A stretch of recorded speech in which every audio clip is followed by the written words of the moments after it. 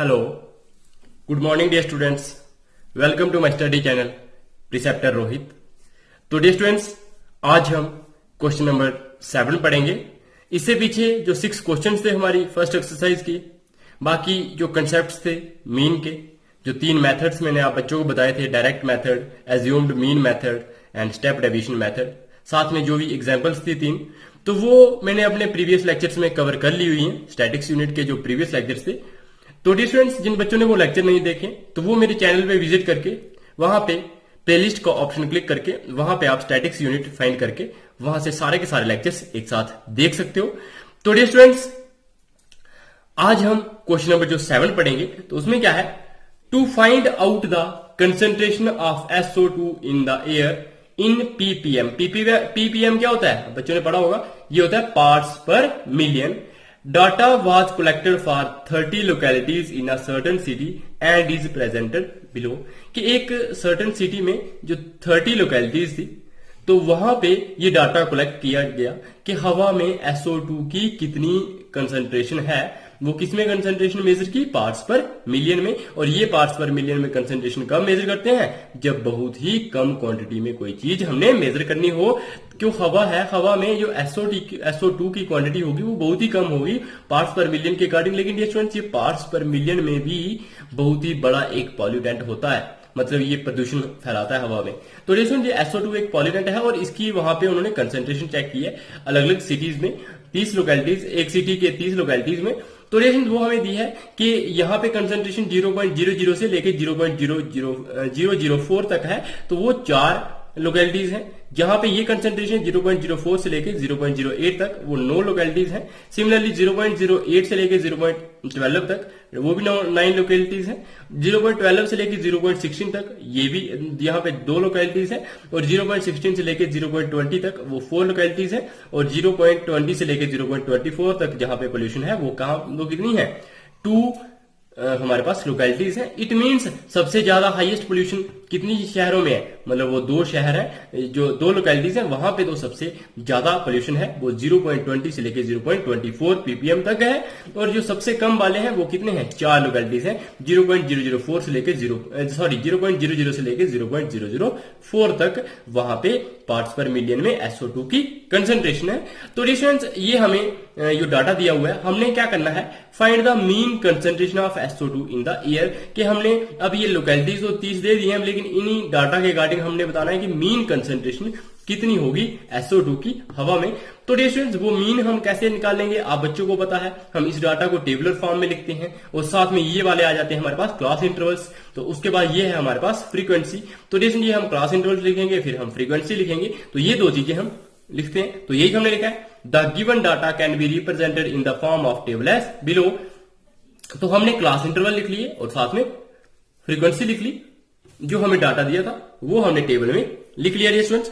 अब हम क्या करेंगे, आप बच्चों को पता है, नेक्स्ट स्टेप हमारा होता है कि क्लास मार्क को फाइंड करना। तो क्लास मार्क होता है इन दोनों के बीच की वैल्यू। ये 0.00 से लेकर 0.04 तक है, तो मतलब ये 0 से 4 के बीच में कौन सी वैल्यू आती है, 2, तो ये आ जाएगी 0.02। तो वही हमने लिखा है 0.02। सिमिलरली 4 और 8 के बीच की वैल्यू क्या होती है, 6, तो ये आ जाएगी 0.006। तो वही हमने लिखा है, यहाँ पे 0.08 से लेके 0.12 तक है। 8 और 12 के बीच की वैल्यू कौन सी आती है, 10, तो डिस्टेंस हमने कौन सी लिख लेनी है, 0.10। सिमिलरली 12 और 16 के बीच की वैल्यू 14, तो 0.14 लिख लोगे। 16 और 20 के बीच की वैल्यू होती है 18, तो ये लिख लोगे 0.18। और 20 और 24 के बीच की वैल्यू होती है 22। देखो यहाँ पे ऐसे लिखते हो आप, 20 हो, 21 हो, 22 हो, 23 होता है, 24। तो इन दोनों के बीच की वैल्यू 2 ये होगी और बीच की वैल्यू होगी 22। तो वही हमने लिख ली 0.22। इस तरह से भी कर सकते हो, या फिर आप क्या करते हो, इन दोनों को ऐड करते हो और उसको 2 से डिवाइड करते हो।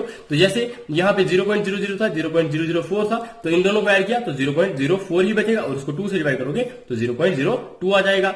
0.8 और 0.4 है, तो इनको ऐड करोगे तो 0.12 आएगा, उसको 2 से डिवाइड करोगे तो 0.06 आएगा। तो इस तरह से आप क्या कर सकते हो, इनको आप फाइंड कर सकते हो, मतलब अपर लिमिट और लोअर लिमिट को इन दोनों को ऐड करके और 2 से डिवाइड करके तब भी आप क्लास मार्क फाइंड कर सकते हो। ये तरीका आप बच्चों को मैंने बताया था। तो स्टूडेंट्स, अब हमने ये क्लास मार्क जब फाइंड कर लिए, आप बच्चों को क्लास मार्क फाइंड करने का तरीका मैंने बहुत ही अच्छे से बताया हुआ है।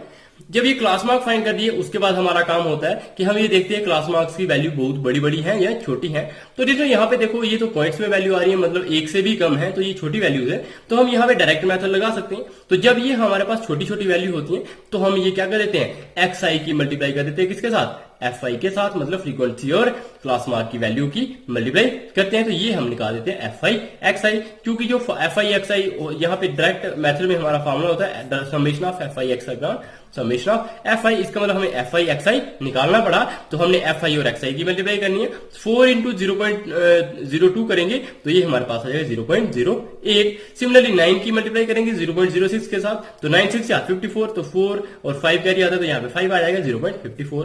सिमिलरली 9 की मल्टीप्लाई कर देंगे 0.10 के साथ तो 0.90 आएगा। 2 की मल्टीप्लाई कर दोगे 0.14 के साथ तो 0.28 आएगा।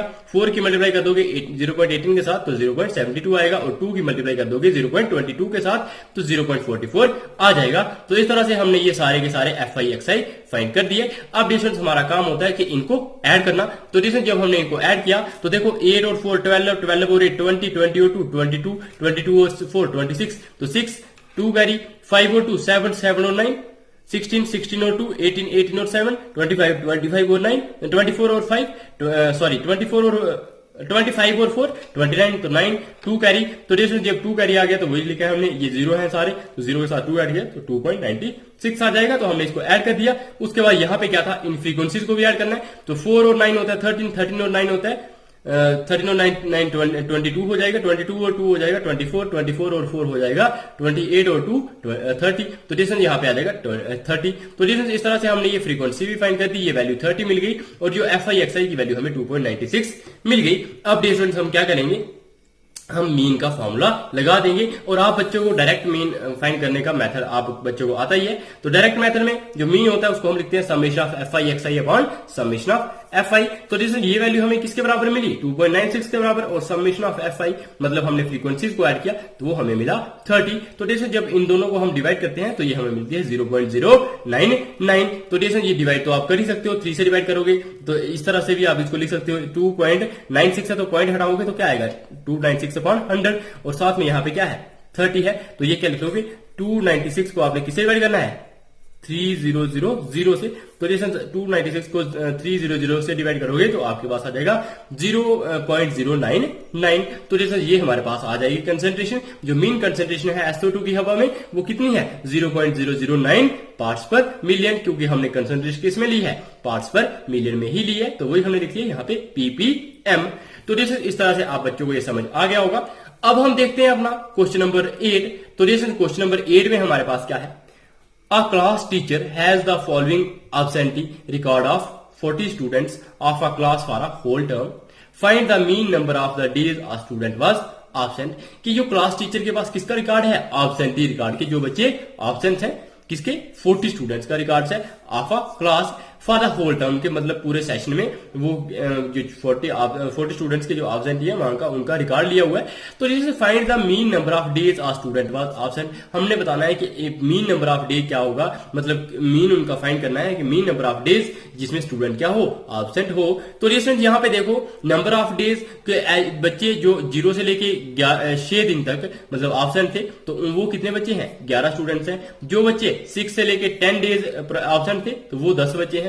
जो बच्चे 10 से लेके 14 छुट्टियां मारी हैं जिन्होंने, वो 7 बच्चे हैं। जिन्होंने 14 से लेके 20 छुट्टियां ली हुई हैं वो कितने बच्चे हैं 4 बच्चे हैं। और जो 20 से 28 दिन तक जो स्कूल नहीं आया वो कितने बच्चे हैं 4 बच्चे हैं। सिमिलरली जो 28 से 38 दिन तक स्कूल नहीं आया वो 3 बच्चे हैं। और जो 38 से लेके 40 डेज स्कूल नहीं आया तो वो कितने बच्चे हैं 1 बच्चे हैं। तो इस तरह से ये हमारे पास ये हमें डाटा दे दिया गया है। अब हमने इसको क्या करना है, इसका mean number of days find करना है। तो डिस्टेंस मीन आप बच्चों को फाइंड करना आता है तो हम इसको क्लास इंटरवल लिख लेते हैं, इसको फ्रीक्वेंसी वाले टेबल में वो कॉलम में लिख लेते हैं, तो दोनों कॉलम बन जाते हैं। उसके बाद हम क्लास मार्क फाइंड करते हैं और फिर हम आगे नेक्स्ट स्टेप अपना देखते हैं कि हम कौन सा मेथड लगाएंगे।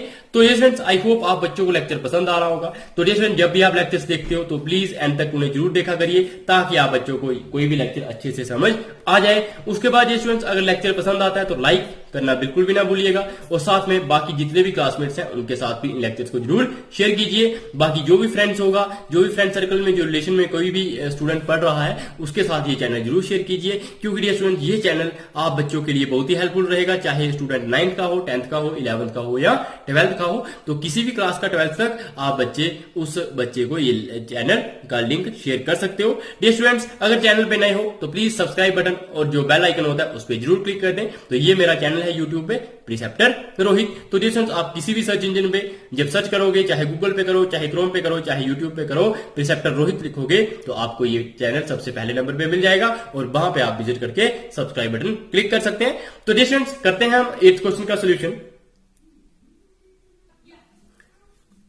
तो डियर स्टूडेंट्स, ये हमें जो डाटा दिया हुआ है नंबर ऑफ डेज, तो वही हमारे क्लास इंटरवल बन जाएंगे 0 से लेके 6, 6 से लेके 10, 10 से लेके 14। तो वही लिखा है 0 से लेके 6, 6 से लेके 10, 10 से लेके 14। तो बाकी हमने नीचे इंटरवल्स लिखे। उसके बाद ये 11, 10, 7, 4, 4, 3, 1 ये फ्रीक्वेंसी थी, तो वही हमने सेम वैसे लिख लिया 11, 10, 7, 4, 4, 3, 1 लिख लिया होगा। तो डियर स्टूडेंट, ये चीज हमने जो डाटा था वो हमने यहाँ पे लिख लिया। आप बच्चे यहाँ पे देख पा रहे होंगे, ये हमने लिखा है the given data can be represented in the form of table as के जो हमें जो डाटा दिया गया उसको हमने टेबल की फॉर्म में ऐसे लिख लिया। अब डियर स्टूडेंट, जब हमने इसको जो टेबल की फॉर्म में लिखा, मतलब फ्रीक्वेंसी डिस्ट्रीब्यूशन टेबल होता है ये, तो इसकी फॉर्म में जब हमने यहाँ पे लिखा तो ये हमें इस तरह से डाटा 2 कॉलम मिल गए। उसके बाद हमें नेक्स्ट कॉलम क्या करना होता है, हमने क्लास मार्क फाइंड करना होता है। तो जैसे क्लास मार्क होता है इन दोनों के बीच की वैल्यू, मतलब 0 + 6/2। तो 0 + 6 6 ही रहेगा, 6/2 करोगे तो 3 आ जाएगा। सिमिलरली 6 और 10 के बीच की वैल्यू, तो मुझे बताइएगा 6 और 10 के बीच में कौन सा नंबर आता है? 8 आता है, क्योंकि ऐसे नंबर तो आते हैं 7 भी आता है, 8 भी आता है, 9 भी आता है, लेकिन जो उनके बीच में सेंटर में वैल्यू कौन सी आएगी, वो 8 आएगी। सिमिलरली अगर या तो आप इसको ऐसे कर सकते हो, 6 और 10 कितने होते हैं? 16, 16 को 2 से डिवाइड करोगे तो 8 मिलेगा। 10 + 14 कितने होते हैं? 24, और 24 को 2 से डिवाइड करोगे तो 12 मिलेगा। सिमिलरली 14 + 20 करोगे तो वो कितना हो जाएगा? 34, 34 को 2 से डिवाइड करोगे तो 17 मिल जाएगा। तो इस तरह से भी फाइंड कर सकते हो। तो वैसे ही हमने ये 24 फाइंड किया, ये 33 फाइंड किया और ये 39 फाइंड किया। अब डिफरेंस ये भी ऐसे भी कर सकते हो, या फिर आप कैसे कर सकते हो, मैंने आप बच्चों को बताया था। जैसे यहाँ पे देखो 20 से लेके 28 है, तो कितने का डिफरेंस है? 8 का डिफरेंस है। 8 को जब आप 2 से डिवाइड करोगे तो किसका आएगा? 4। तो डिफरेंस वो 4 आपने क्या कर देना है? लोअर लिमिट के साथ ऐड कर देना है। 20 + 4 क्या हो जाएगा? 24। जहां पे देखो 28 और 38 है, 28 और 38 में कितने का डिफरेंस है? 10 का डिफरेंस है, क्योंकि 38 में से 28 निकालोगे तो 10 आएगा। 10 को 2 से डिवाइड करोगे तो 5 मिलेगा, और 5 को आपने क्या कर देना है? इस लिमिट के साथ, जो लोअर लिमिट होती है इसके साथ हमने ऐड कर देना है। तो 28 + 5 कितना होता है? 33। तो डिफरेंस इस तरह से भी आप कर सकते हो, या फिर आप इन दोनों को ऐड करो और 2 से डिवाइड करो, तब भी आप फाइंड कर सकते हो। तो ये हमने क्लास मार्क सारे के सारे फाइंड कर दिए। आई होप डियर स्टूडेंट्स, आप बच्चों को क्लास मार्क फाइंड करने में अब कोई भी प्रॉब्लम नहीं रहेगी होगी। अब डियर स्टूडेंट्स, उसके बाद हमारा नेक्स्ट स्टेप होता है कि हम ये देखते हैं कि ये बड़ी बड़ी वैल्यूज हैं या छोटी वैल्यूज हैं। तो डियर स्टूडेंट्स, यहाँ पे जब आप देख पा रहे हो तो ये एक बहुत बड़ी वैल्यूज नहीं है, क्योंकि ये तो 50 से भी कम है, और साथ में यहाँ पे ये फ्रीक्वेंसीज की वैल्यू है, तो वो फ्रीक्वेंसीज की भी बहुत बड़ी वैल्यूज नहीं है, 10, 11 के आसपास ही है। तो डियर स्टूडेंट्स, आप इनको आसानी से मल्टीप्लाई कर सकते हो। तो हमें क्या करना है, ये हमारा यहां तक टेबल है, आप बच्चे देख पा रहे होंगे, ये क्वेश्चन का टेबल है, इससे आगे तो आपने यहां तक करना है। अब डिस्टेंस ये हमारे पास fi xi की मल्टीप्लाई हो जाती है। तो डिस्टेंस हमेशा हम देखें जब हमने कि ये xi की वैल्यू छोटी है तो हम यहाँ पे डायरेक्ट मेथड लगाते हैं, और डायरेक्ट मेथड के लिए हमारा क्या हो जाएगा, यहाँ पे हम उसके लिए डायरेक्ट fi xi फाइंड करते हैं। तो fi xi मतलब फ्रीक्वेंसी और क्लास मार्क की मल्टीप्लाई। तो डिस्टेंस ये फ्रीक्वेंसी है, ये क्लास मार्क है, इनकी मल्टीप्लाई की तो 11 × 3 करेंगे 33, 10 × 8 करेंगे तो 80, 7 × 12 करेंगे तो 84, 4 × 17 करेंगे 68, 4 × 24 करेंगे 96, 3 × 33 करेंगे 99, और 1 × 39 करेंगे तो 39 आ जाएगा। अब डिस्टेंस आप ये वाली सारी की सारी वैल्यूज ऐड कर ही सकते हो। 3 और 4 होता है 7, 7 और 8 होता है 15, 15 और 6 कितना होता है? 15 और 6 होता है 21, 21 और 9 कितना होता है? 30, 30 और 9 कितना होता है? 39। तो डिस्टेंस ये 9 लिखा है हमने, 3 कैरी आ जाएगा। 3 और 3 6, 6 और 8 कितना होता है? 6 और 8 होता है 14, 14 और 8 कितना हो जाएगा? वो 22, 22 और 6 कितना हो जाएगा? 28, 28 और 9 कितना हो जाएगा? 37, 37 और 9 कितना हो जाएगा? वो हमारे पास हो जाएगा 46, 46 और 3 हमारे पास कितना होता है? 49। तो इस तरह से हमने ये ऐड किया तो हमें मिल गया 499। अब ये समेशन ऑफ fi और 499 है, और हमने फ्रीक्वेंसी को भी सम करना होता है। तो फ्रीक्वेंसी का जब हम सम करते हैं तो वो हमारे पास क्या है? 11 + 10 होता है हमारे पास कितना? 11 और 10 कितने होते हैं? 21, 21 और 7 कितने होते हैं? वो होते हैं 28, 28 और 4 कितने होते हैं? 32, 32 और 4 36, 36 और 3 39 और 1 40। तो ये हमारे पास समेशन ऑफ fi क्या आ जाएगा? 40 आ जाएगा। अब हम लगा देंगे अपना डायरेक्ट मेथड का, जो मीन के लिए डायरेक्ट मेथड होता है उसका फार्मूला। तो वो फार्मूला क्या है, ये मीन हमारा होता है summation of F I X I upon summation of F I के बराबर। तो रेशन जी आप लिख सकते हो summation of F I X I हमारे पास किसके बराबर है, 499 के बराबर है। तो वो हमने यहाँ पे लिख लिया है, उसको हम डिवाइड कर देंगे समेशन ऑफ एफ आई के साथ, और वो हमारा कितना है 40 है। तो 499 को आप 40 से डिवाइड करोगे तो हमें मिलेगा 12.4। तो रेशन इस तरह से हमने मीन भी अपना फाइंड कर लिया। अब रेशन जो mean of the days the mean number of days a student was absent is, वो कितना है हमारे पास 12.4। तो जैसे इस तरह से जो मीन नंबर ऑफ डेज है कि जिसमें स्टूडेंट एब्सेंट रहा है, तो वो क्या कितने हैं 12.4 डेज अप्रोक्सीमेटली। तो रेशन जब हम डिवाइड करते हैं तो 12.4 के आसपास ये वैल्यू आती है। तो रेशन इस तरह से हमने ये वाला क्वेश्चन भी अपना फाइंड कर दिया। इसमें भी हमने मीन नंबर ऑफ डेज जो फाइंड करने थे वो हमने फाइंड कर दिए, और वो हमें कितने मिले 12.4। अब रेशन हम करते हैं अपना क्वेश्चन नंबर 9। तो रेशन ये हमारा इस एक्सरसाइज का लास्ट क्वेश्चन है, और हम आगे अब इसके बाद न्यू कंसेप्ट पढ़ेंगे आज इसी लेक्चर में। वो क्या पढ़ेंगे, मोड के बारे में भी पढ़ेंगे। ये स्टूडेंट्स यहाँ पे क्या है, the following table gives the literacy rate in percentage of 35 cities, के 35 शहर हैं और उनका उन्होंने परसेंटेज में लिटरेसी रेट उन्होंने वो फाइंड किया हुआ है। Find the mean literacy rate, कि हमें ये जो डाटा दिया हुआ है टेबल में, वो लिटरेसी रेट दिया है परसेंटेज में कितने 35 शहरों का, और हमने मीन लिटरेसी रेट फाइंड करना है। तो जैसे मीन लिटरेसी रेट कब फाइंड कर सकते हैं, जब हमें ये डाटा दिया गया हो और हम मीन का फॉर्मूला लगाएंगे तो हम मीन लिटरेसी रेट फाइंड कर पाएंगे। सॉरी। तो जैसे हमें क्या दिया है कि जिस शहर में कि जितने शहर, वो कितने शहर हैं जिनमें 45 से लेकर 55% तक लिटरेसी रेट है, वो हमारे पास 3 सिटीज है। सिमिलरली 55 से लेकर 65 तक लिटरेसी रेट, वो कितने शहर है 10 शहर है। उसके बाद 65 से लेकर 75 तक वो कितने शहर हैं जिनमें 65 से लेकर 75 तक लिटरेसी रेट है, वो हमारे पास 10 है। और साथ में ऐसे शहर जिनमें लिटरेसी रेट क्या है 75 से लेकर 85 तक है, तो वो कितने शहर हैं 8 शहर है। और ऐसे शहर जिनमें लिटरेसी रेट कितना है 85 से लेकर 95 तक, तो वो है हमारे पास 3 सिटीज। तो रीजन ये हमें टेबल दे दिया गया है। अब हमने क्या करना है, अब हमने डियर स्टूडेंट्स इनका मीन लिटरेसी रेट फाइंड करना है। तो देखो ये आप बच्चों को पता है, ये पहला वाला होता है, ये क्या होता है ग्रुप जो डाटा है हमारा, तो ये बना देते हैं हमारे पास, क्या बनाते हैं क्लास इंटरवल्स। और ये जो नंबर ऑफ सिटीज होगा तो ये हमारे पास क्या बन जाता है, ये हमारे पास हो जाता है फ्रीक्वेंसी। तो देखो ये फ्रीक्वेंसी होगी 3, 10, 11, 8 और 3, और बाकी ये हमारे पास हो जाएंगे क्लास इंटरवल्स। तो देखो ये हमने टेबल में लिखे होंगे, आप बच्चे यहाँ पे अब देख सकते हैं, मैं आप बच्चों को दिखा देता हूं। तो देखो यहाँ पे देखिएगा, the given data can be represented in the form of table as below. कि ये जो हमें डाटा दिया था इसको हमने टेबल की फॉर्म में लिख लिया। तो वो हमने कैसे लिखा, क्लास इंटरवल फ्रीक्वेंसी। तो ये क्लास इंटरवल हमें दिए हुए थे जो 45 से लेके 55, 55 से लेके 65, 65 से लेके 75, 75 से लेके 85 और 85 से लेके 95, और साथ में फ्रीक्वेंसी दी थी 3, 10, 11, 8 और 3। तो जैसे इस तरह से हमने ये सारी की सारी फ्रीक्वेंसीज भी लिख ली है।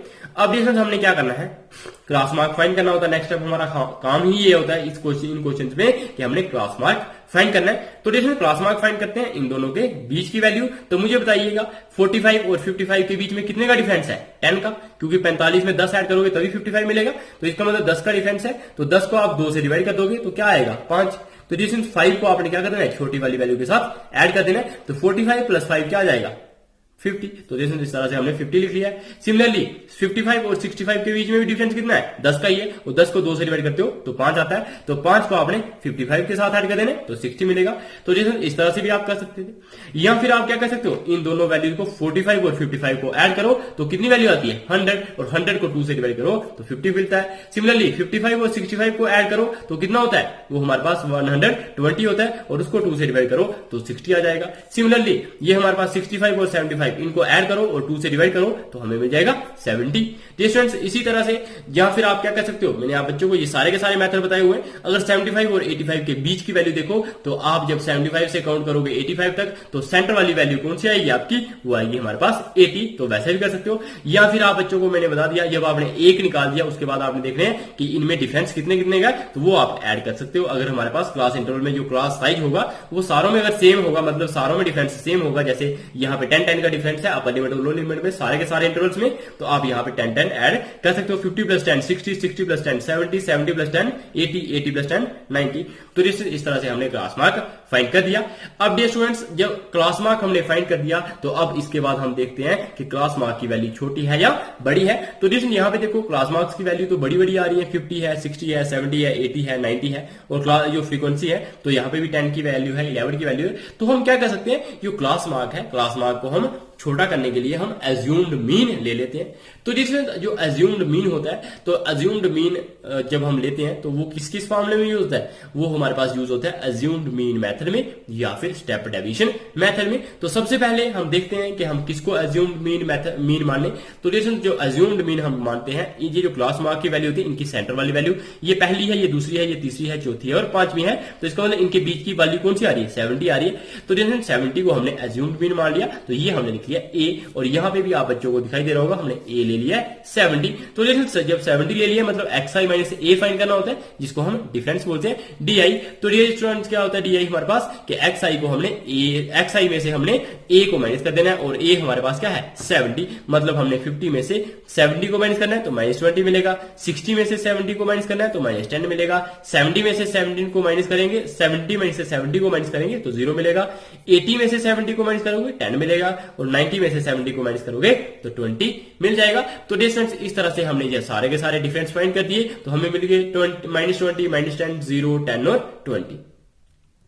अब जब डियर स्टूडेंट्स आप बच्चों ने ये देखा कि जो डी आईज है तो इनकी वैल्यू हमारे पास 20 है, 10 है, 10 है, 20 है। तो डियर स्टूडेंट ये सारे के सारी वैल्यूज किससे डिवाइड हो सकती हैं, आप बच्चे यहाँ पे देख पा रहे होंगे। इनको अगर आप 10 से डिवाइड करो सारे, तो 10 से इसको भी डिवाइड कर सकते हो, 10 से इसको भी डिवाइड कर सकते हो, इसको भी कर सकते हो, इसको भी कर सकते हो, मतलब ये सारे के सारे 10 के टेबल में आ रही हैं वैल्यूज। तो डिस्टेंस अगर ये 10 के टेबल में आ रही है मतलब आप 10 से इन सारों को डिवाइड कर सकते हो। तो आपने क्या कर देना है, इस डी को 10 से डिवाइड करना है। तो डिस्टेंस यही हमने लिखा है, डी को हमने किससे h मान लेते हैं हम, 10 को h होता है हमारे पास, जो कॉमन फैक्टर होता है हमारे पास डी का, तो वो हमारे पास क्या है, वो हमारे पास 10 हमने ले लिया है। तो इसलिए हमने सारे के सारे डी को 10 से डिवाइड किया। तो 20 को जब 10 से डिवाइड किया तो यहाँ पे माइनस लगा तो ये -2 आ जाएगा। सिमिलरली -10 को 10 से डिवाइड किया तो -1, 0 को 10 से डिवाइड किया तो 0, और जब 10 को 10 से डिवाइड किया तो 1, और 20 को 10 से डिवाइड किया तो 2 आ जाएगा। तो इस तरह से डियर स्टूडेंट्स हमने ये सारे के सारे यूआई भी फाइंड कर दिए।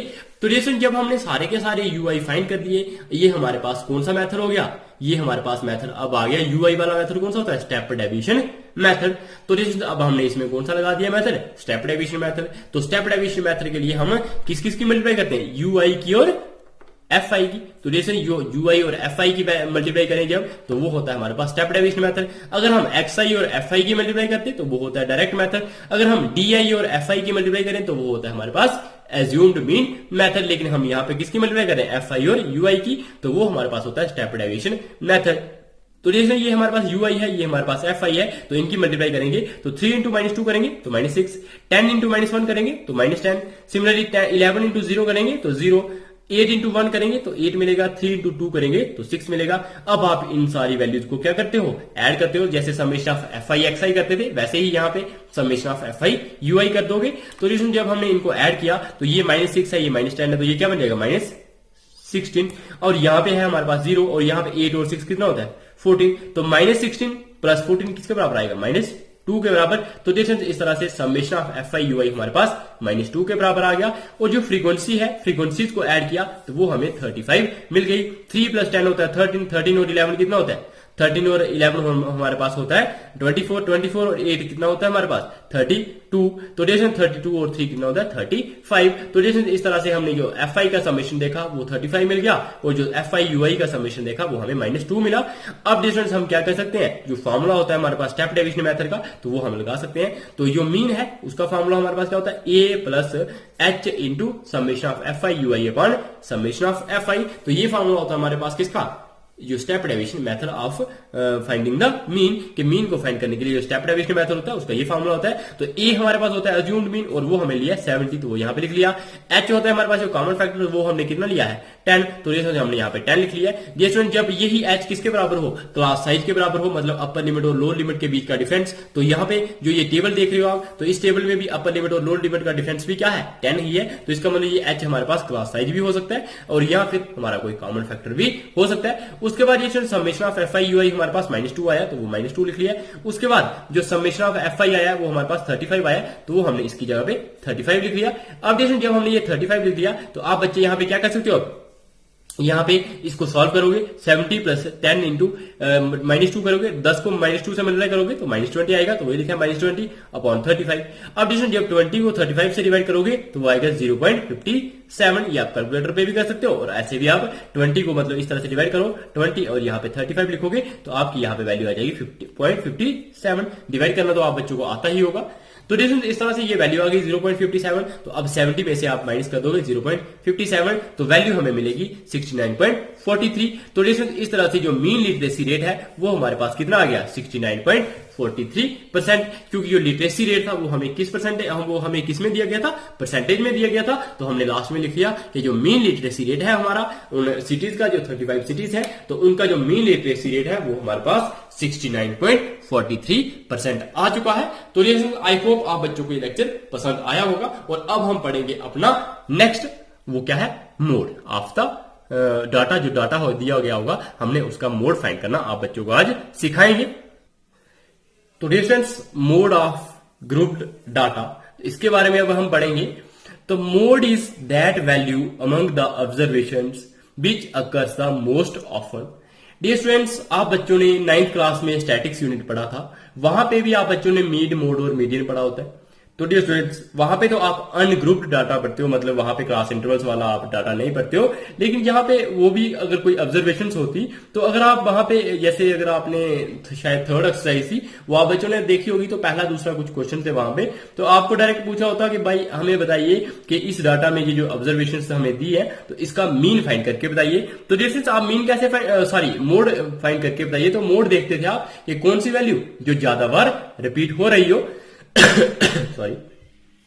तो देखिए यहां पे भी वही लिखा है कि मोड वो वैल्यू होती है ऑब्जर्वेशंस की जो ज्यादा बार रिपीट हो रही हो, मतलब मोस्ट ऑफन आ रही हो, मतलब बड़ी बार जो डाटा में आ रही हो वैल्यू, तो वही हमारी वैल्यू क्या होती है, मोड होती है। अब that is the value of observation having the maximum frequency.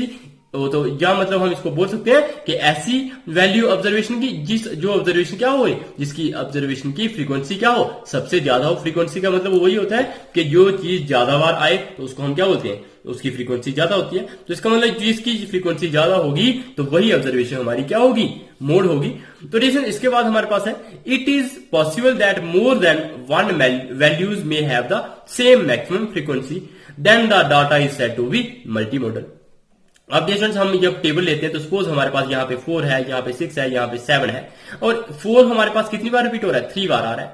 6 हमारे पास 4 बार आ रहा है और 7 हमारे पास क्या 4 बार आ रहा है। जिसमें 7 भी अगर हमारे पास 4 बार आ रहा है, 6 भी हमारे पास 4 बार रिपीट हो रहा है और 4 हमारे पास 3 बार रिपीट हो रहा है। तो इनमें अगर डाटा में देखो तो मैक्सिमम फ्रीक्वेंसी किसकी है, मतलब 4 है। यहाँ पे भी 6 भी 4 बार रिपीट हो रहा है, 7 भी 4 बार रिपीट हो रहा है। इसका मतलब अब यहाँ पे जो मोड होंगे वो कौन कौन से होंगे, 6 भी होंगे और 7 भी होंगे। इसका मतलब जो मोड होगी वो हमारे पास मल्टी मॉडल होगा, मतलब इसमें एक से ज्यादा मोड होंगे। मतलब जैसे 6 भी मोड है और 7 भी मोड है तो इसको हम बोल देते हैं डाटा ये कौन सा है, मल्टी मॉडल है। इसका मतलब ये हो गया कि अगर ऐसा हो कि कोई एक से ज्यादा वैल्यूज की अगर सेम मैक्सिमम फ्रीक्वेंसी आ रही, जैसे 6 और 7 की मैक्सिमम फ्रीक्वेंसी सेम आ रही थी, मतलब 4 आ रही थी, तो हमारे पास जो डाटा होगा इस डाटा को हम बोलते हैं मल्टी मॉडल। लेकिन डियर स्टूडेंट्स हम क्या करेंगे इस चैप्टर में, जो हम अभी 10th क्लास में जो चैप्टर पढ़ रहे हैं स्टैटिक्स, तो इसमें हम अपने आप को कहां तक रिस्ट्रिक्ट रखेंगे, मतलब यहां पर हम कौन सी प्रॉब्लम सॉल्व करेंगे जिसमें हमारे पास सिंगल मोड ही होगा, हम यही चीज पढ़ेंगे। और हम जो मल्टी मॉडल होगा वो हम हायर क्लासेस में पढ़ते हैं। जैसे अगर आप 11th में स्टैटिक्स पढ़ोगे तो वहां पे भी आप ये वाला जो मल्टी मॉडल डाटा आप वहां पे पढ़ सकते हो। तो जैसे हम यहाँ पे सिर्फ सिंगल जो मोड होगा उसी के बारे में हम पढ़ेंगे। डियर स्टूडेंट्स, अब आप बच्चों को मैं जैसे एग्जांपल हमने जैसे हम 9th क्लास में पढ़ते हैं वैसे ही एक आप बच्चों को एग्जांपल बता दूंगा जो अनग्रुप्ड डाटा का। तो डियर स्टूडेंट्स जो अनग्रुप्ड डाटा है अगर हमें उसका मोड फाइंड करना हो तो कैसे फाइंड कर सकते हैं। तो यहां पे आप बच्चे देख पा रहे होंगे the wickets taken by a bowler in 10 cricket matches are as follows, कि जो विकेट्स ली गई हैं बॉलर के द्वारा 10 क्रिकेट मैचेस में वो हमें दी है 2 6 4 5 0 2 1 3 2 3। उसने पहले मैच में 2 विकेट्स ली, दूसरे मैच में 6 विकेट्स ली, तीसरे मैच में 4 विकेट्स ली, 5वें मैच में उसने 5 ही विकेट्स ले ली। 6 जो छठा मैच हुआ तो उसमें उसने एक भी विकेट नहीं ली, मतलब 0 विकेट्स थी। जब 7वां मैच हुआ तो उसने क्या कर दिया, हमारे पास 2 विकेट्स ले। फिर उसके बाद 8वां मैच हुआ तो हमने यहाँ पे उन्होंने एक विकेट ले ली, उसके बाद हमारे पास यहाँ पे उसने फिर 3 विकेट्स ले ली, फिर 2 विकेट्स ले ली और फिर 3 विकेट्स ले ली। तो इस तरह से जो जितने भी क्रिकेट मैच थे तो वहां पे उन्होंने जो विकेट्स देखी हैं तो कितनी विकेट्स ले ली है उन्होंने, 2 भी ली है, 6 भी ली है, 4 भी ली है। तो यहाँ पे कुछ चीजें रिपीट हो रही है, जैसे 2 और यहाँ पे भी 2 आ रहा है, यहाँ पे भी 2 आ रहा है तो 2 भी रिपीट हो रहा है। जैसे 3 है तो 3 भी यहाँ पे आ रहा है, यहाँ पे आ रहा है तो 3 भी रिपीट हो रहा है। तो इस तरह से ये हमारी मतलब जो नंबर ऑफ विकेट्स है वो क्या हो रहे हैं, रिपीट हो रहे हैं। तो जैसे हमने इसका मोड बताना है, तो जैसे आप मोड इसका आप डायरेक्ट भी बता सकते हो। इस डाटा में देखो कि सबसे ज्यादा बार कौन सी चीज रिपीट हो रही है, ये 2 है हमारे पास। तो 2 कितनी बार रिपीट हो रहा है, हमारे पास 2 हो रहा है 3 टाइम्स रिपीट, 1 बार है, 2 बार है और 3 बार है। तो जैसे जो सबसे ज्यादा बार रिपीट कौन सी वैल्यू हो रही है, 2 ही हो रही है। तो इस डाटा का मोड हमारे पास 2 आ जाएगा। इस तरह से भी आप कर सकते हो, या फिर आप क्या कर सकते हो, इसको अगर आप फ्रीक्वेंसी डिस्ट्रीब्यूशन टेबल में लिखो, मतलब इसको टेबल की फॉर्म में लिखोगे तो वैल्यू कौन कौन सी थी, 0 भी है, 1 भी है, 2 भी है, 3 भी है, 4 भी है, 5 भी है, 6 भी है। तो आप यहाँ पे लिखोगे नंबर ऑफ विकेट्स कितनी है, 0 भी लिए हैं, उसने 1 भी लिए हैं, 2 भी लिए हैं, 3 भी लिए हैं, 4 भी लिए हैं, 5 भी लिए हैं और 6 भी लिए हैं। तो मुझे बताइए 0 उन्होंने उसने कितने मैचेस में लिए, एक ही मैच में लिए, तो यहाँ पे 1 लिख लेंगे। तो 1 उसने कितने मैचेस में लिए, वो भी एक ही है, एक बार ही है, तो यहाँ पे 1 हम एक बार ही लिख लेंगे। उसके बाद ये स्टूडेंट्स जो 2 है तो 2 कितनी बार था, 1 बार, 2 बार और 3 बार, मतलब 3 बार उसने 2-2 विकेट्स लिए, तो वो यहाँ पे इसलिए 3 लिख लिया। उसके बाद जो 3 विकेट्स उसने कितनी बार लिए, तो 3 विकेट्स एक बार ली और फिर दूसरी बार ली, तो मतलब 2 बार उसने 3 विकेट्स ले लिए, तो वो लिख लिया। उसके बाद 4 उसने कितनी बार विकेट्स ली, वो एक ही बार लिए, क्योंकि 4 यहाँ पे सिर्फ एक बार है, तो हमने यहाँ पे भी एक बार लिख लेना है। उसके बाद 5 देखोगे आप तो 5 कितनी बार है, यहाँ पे 5 भी हमारे पास एक बार है, तो हमने यहाँ पे एक ही बार लिख लिया। सिमिलरली 6 विकेट्स उसने कितनी बार लिए, एक ही मैच में लिए, तो यहाँ पे हमने एक ही बार लिख लिया। तो वही लिखा है कि नंबर ऑफ विकेट्स उसने कितनी ली है और कितने मैचेस में लिए, तो 0 उसने एक मैच में लिया है, एक ही विकेट उसने एक मैच में लिए, 2 विकेट्स उसने 3 मैचों में लिए, 3 विकेट्स उसने 2 मैचों में लिए, 4 विकेट्स उसने एक मैच में लिए, 5 विकेट्स उसने एक मैच में लिए और 6 विकेट्स भी उसने एक मैच में ली हुई है। तो डिस्टेंस ये हमारा फ्रीक्वेंसी डिस्ट्रीब्यूशन टेबल बन गया। अब डिस्टेंस मुझे बताइएगा कि ये हमारे पास फ्रीक्वेंसी होगी जो नीचे वाली है। अब मुझे बताओ इनमें सबसे बड़ी वैल्यू कौन सी है, यहाँ पे 1 1 1 2 3 1 और 1, तो सबसे बड़ी वैल्यू क्या है, 3 है। तो इसका मतलब जो 3 के कॉरस्पॉन्डिंग ऑब्जर्वेशन होगी वो हमारे पास क्या है, 2 है। तो इसका मतलब ये हमारा इसका जो मोड होगा वो हमारे पास क्या आ जाएगा, 2 आ जाएगा। मतलब जिस ऑब्जर्वेशन की सबसे हाईएस्ट फ्रीक्वेंसी आएगी तो उस ऑब्जर्वेशन को हम क्या बोलेंगे, मोड बोलेंगे। लेकिन जो फ्रीक्वेंसी होगी उसको मोड नहीं बोलेंगे, जो जिसकी फ्रीक्वेंसी होगी सबसे हाईएस्ट उसको मोड बोलेंगे। तो किसकी फ्रीक्वेंसी सबसे हाईएस्ट है, वो है 2 की। तो इसका मतलब इसका मोड हमारे पास क्या आ जाएगा, 2 आ जाएगा। तो यही हमने यहाँ पे लिखा होगा, जो maximum frequency is of the observation, कि जो मैक्सिमम फ्रीक्वेंसी है इस ऑब्जर्वेशन की वो क्या है हमारे पास, 2 है। डिस्टेंस वो जो 2 ऑब्जर्वेशन थी हमारे पास उसी की मैक्सिमम फ्रीक्वेंसी, और वो मैक्सिमम फ्रीक्वेंसी क्या है, 3 है। तो वही लिखा है that is 2 is the number of wickets, ये 2 नंबर ऑफ विकेट्स हैं जो उसने बॉलर ने ली हुई है, कितने, मैक्सिमम नंबर ऑफ मैचेस में, कि ज्यादातर मैचेस में उसने कितनी